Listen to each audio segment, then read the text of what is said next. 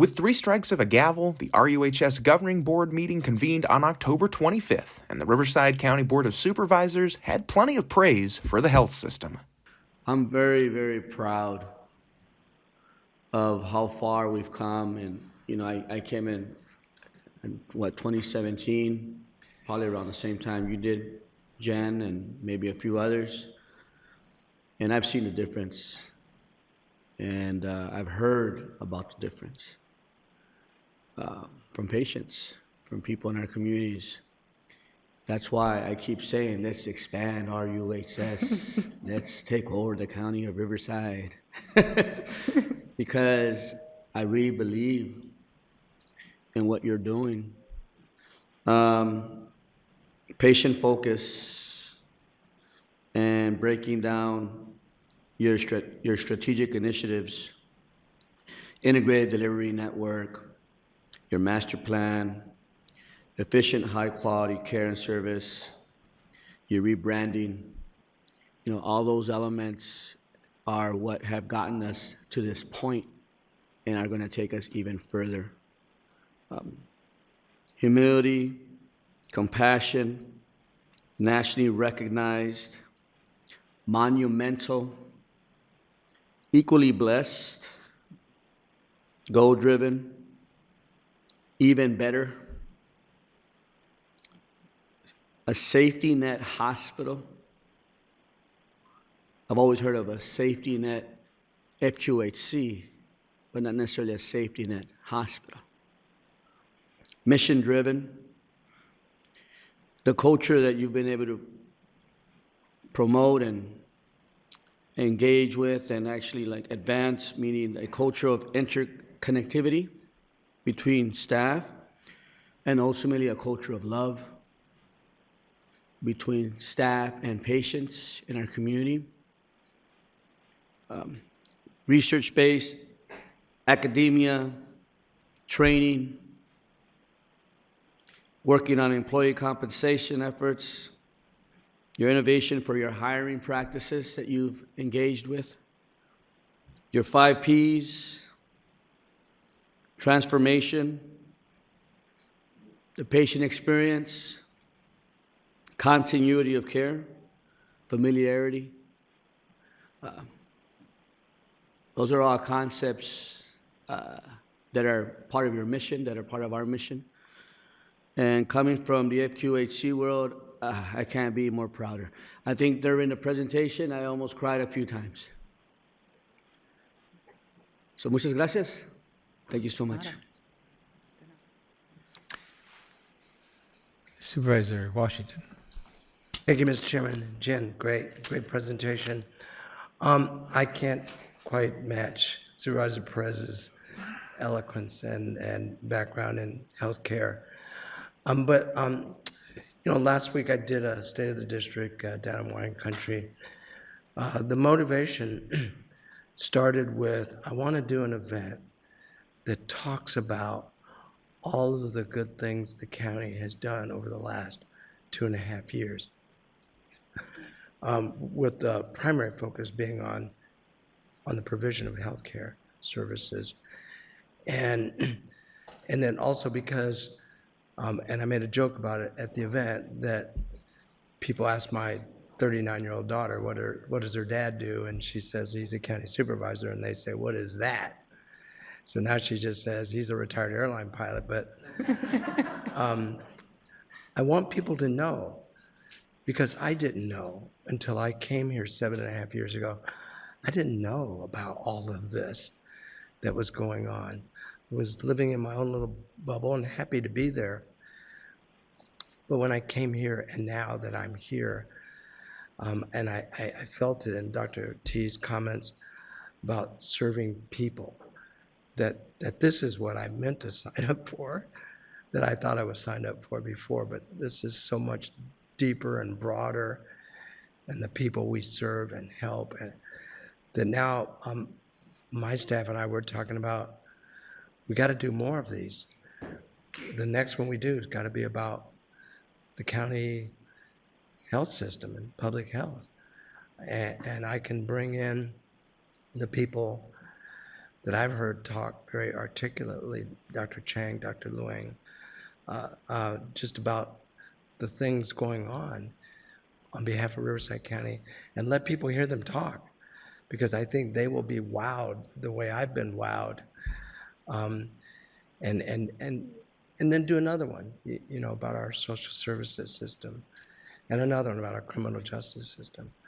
But this is where I would start, because this is that safety net that captures everything. And I think in part, because of where we've lived for the last 22 years in Temecula, and it's a nice little enclave, they sometimes let the public hear them say, no, we're really part of San Diego County.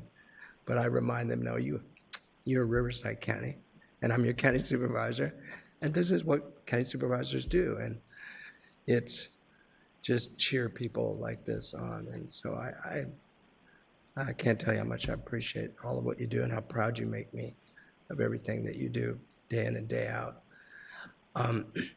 And I've shared with you in the past that for about 12 years, my wife was a pediatric RN, including about a 3.5-year stint on the oncology ward at Stanford Children's. It's tough work, and it's not everybody's cut out for it. But for those of you that choose to do it, you reward us all with your efforts. So thank you. Supervisor Spiegel.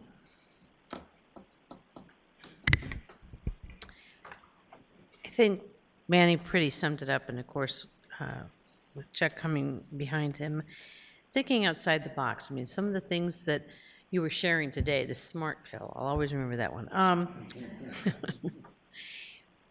But meeting the needs in the community, I think that's really where we have done well. And I think that Manny kind of slipped it, and I don't know how much serious about the Coachella needing a health center out there.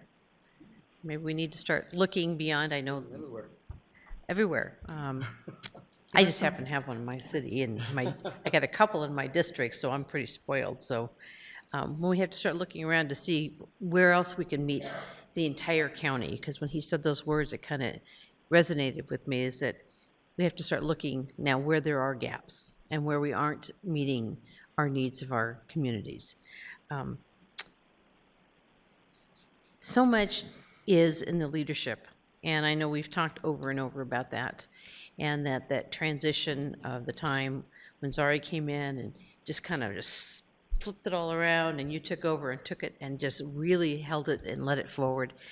It's an important time, because, you know, all we heard was 10 million a year plus, and then you'd hear 40 million a year we were losing, and who knows what the real numbers, I wasn't on the board at the time, but I mean, it was like, really? And now to see how much you've grown, and then the awards and you know my personal story with my mom, that I took her down just not even a year ago, that has changed her life. And she was a career nurse. And the fact that she came and was just, she talks about it all the time, because that was the turning point for her at 82 years old, saying, you know, her health, and it was RUHS that identified where she should start and move forward on her health. And if I'm talking about somebody who's in the healthcare or was in the healthcare, how many people are we doing that to? And I think that's something that's just as interesting as all the awards you're getting. It's the people's lives that you've touched, and that the team has moved forward and taken care of it. I think those are the ones that really touch us, is that knowing, you know, that one about Ms. Zamora, and just all those putting families back together, because that's what it's about. And I just want to thank you. I don't know if everybody voted, but I don't know if we're going to get to the policies. This is policy. Oh, this is a discussion of the policy. Yes. Well, I have them all printed out, and I have some questions. I'm just kidding. Okay. I'm kidding. I won't take up time. Everybody's excited about getting out of here early, so very thorough. I did look at most of them. Don't understand all of them, but I think that's what it is. It's that insight and that the teamwork on everything. Every time you had somebody come up, you're always addressing several other team members, so nothing is ever done by themselves. And I think that was, the leadership is really pushing that down from all of you here. And so I just look forward to see the growth and how we're going to even go to the next level. So thank you. You know, Jennifer, it was a real tough 2 years. And it tested not only you, but everyone in this room. And to see how you guys have hit the ground running post-COVID, and not only that, but you know, bringing new efficiencies, new standards to things that are just cutting edge right now. I mean, a couple of my colleagues mentioned that we're a safety net hospital, and of course that's very important because, as Karen and I know, sitting on IEHP, 1 out of every 3 people in Riverside and San Bernardino County are members of IEHP, and we serve a lot of those patients. But remember, medicine, you practice medicine. You can always get better, and that's what I like about this group. You guys seem to be striving to always improve your product and what you do. And keep that up. Keep that family feel to it, and there's no limit. Thank you guys for what you do. Those weren't the only compliments. The meeting began with a proclamation in honor of Dr. Arnold Taboinka and the naming of the Dr. Arnold Taboinka Surgery Center. Each supervisor shared some kind words about Dr. T before unanimously voting in favor of the surgery center title. Dr. T, you couldn't have said it better.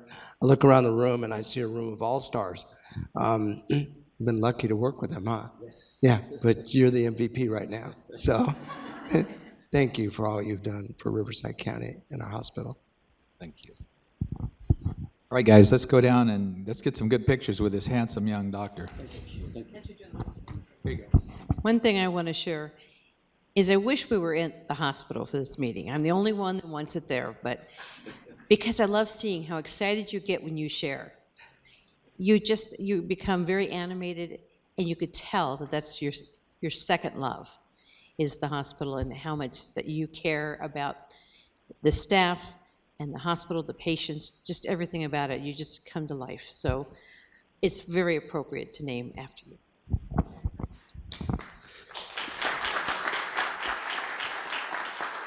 If I may just add very quickly, thank you, Dr. Tabuenca, for everything you've done for our communities. Muchas gracias.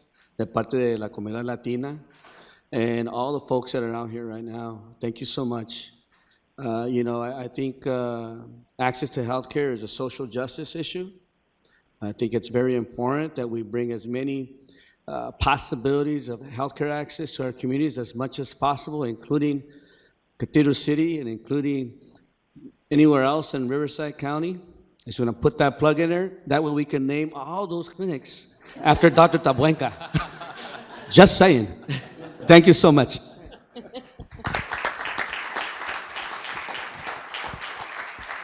This is where he cringes, but I'm not going to pick on him. 10 years ago, roughly, I got appointed when I first came to the board to the hospital, part of the board committees. I went to 2 meetings, and I vowed never to go back. Never to go back. It was so difficult to work with the leadership team in place. Fast forward to where we are today with all of you and all of you. It's such a dramatic change that has occurred there. I don't have questions anymore. I know it's run by a competent, professional team out there, and that's in large part by you and Jen and the entire team that's here today. So you have all made a terrific, to your point, you have all contributed to a terrific change and enhancement at that facility and the services, and I congratulate all of you. RUHS Chief Executive Officer Jennifer Cruikshank gave a brief overview of the presentation to the board, showing how each subsection would relate back to RUHS's strategic initiatives. After an update from Nicole Orr regarding the RUHS Foundation's fundraising efforts, including construction of the Wellness Walkway and expansion of the ARCAT Center, Chief Nursing Officer Leah Patterson detailed the success of a recent virtual hiring campaign that included over 5,000 unique posting views, 114 total applicants, 69 interviews, 22 offers, and 18 hires, all from a single 4-hour event. Those stats left 5th District Supervisor Jeff Hewitt with only one question. 18 new nurses in 4 hours. You have to get together with the EO over there, and we got a whole lot of other departments that need that kind of. Drs. Taboinka and Kim then shared updates on several service lines, including the growth of the GI program, which has increased 38% year over year. From there, RUHS Chief Operating Officer Janelle Morris shared 2 big RUHS achievements, being named an accredited cancer program by the Commission on Cancer and being awarded 4 community health quality recognition badges from the Health Resources and Services Administration. If you'd like to see highlights from each of those sections, simply click on the Playlist tab and select the RUHS Governing Board title.